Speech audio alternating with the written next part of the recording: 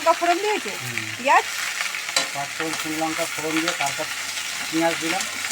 পেঁয়াজ ভাজা হওয়ার পরে আলু, ঢেঁড়স, কাঁচা ছোলা, মানে কলি বেরিয়ে গেছে ছোলার না। টমেটো দিলে, টমেটো আর আদা রসুন পেস্ট, আদা রসুন পেস্ট ঠিক আছে।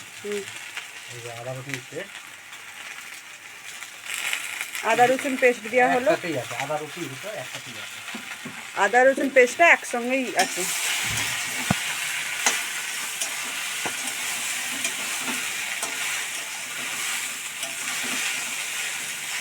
একটু ভাজা ভাজা হবে, হালকা জল দিয়ে আদা রসুনটা একটু ভাজা হলো, তার মধ্যে হালকা জল দেওয়া হয়েছে।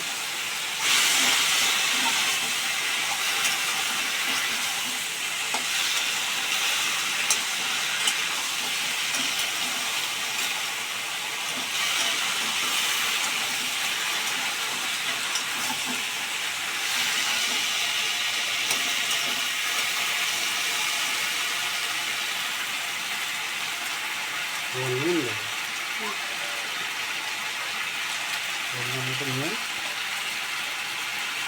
নুন দেওয়া হলো, স্বাদ মতো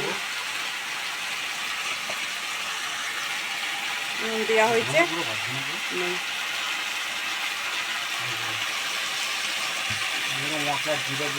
জিরে গুঁড়ো দেওয়া হলো, লঙ্কার গুঁড়ো, হলুদের গুঁড়ো,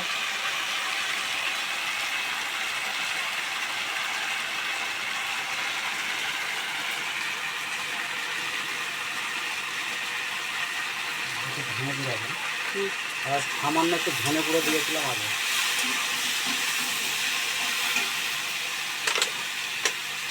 একটু জল,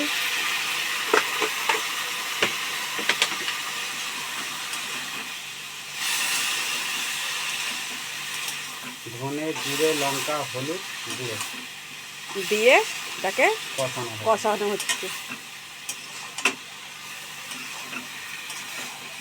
আলু, পেঁয়াজ, টমেটো, ঢেঁড়স, কাঁচা ছোলা তরকারি।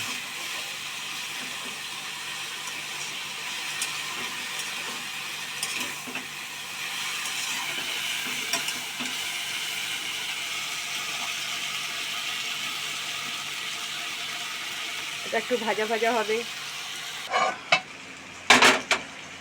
কষা হয়েছে, হালকা জল দেওয়া হয়েছে।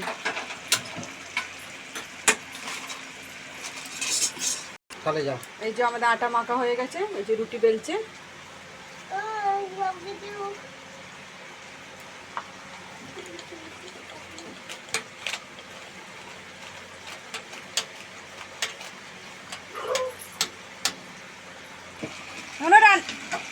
এই যে আমাদের তরকারিটা কষা কষা হয়ে গেছে, এই যে চাটুতে রুটি বেলছিল এটা দেওয়া হয়ে গেছে।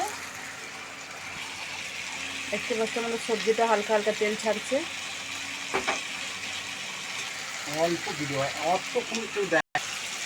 সবজির তেল ছেড়ে দিয়েছে, এই যে হালকা জল দেবো।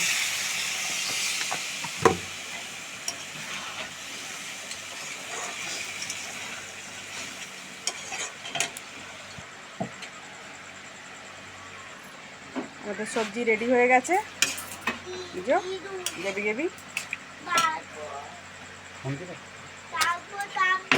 ভালো করে হাতে ছামাবো।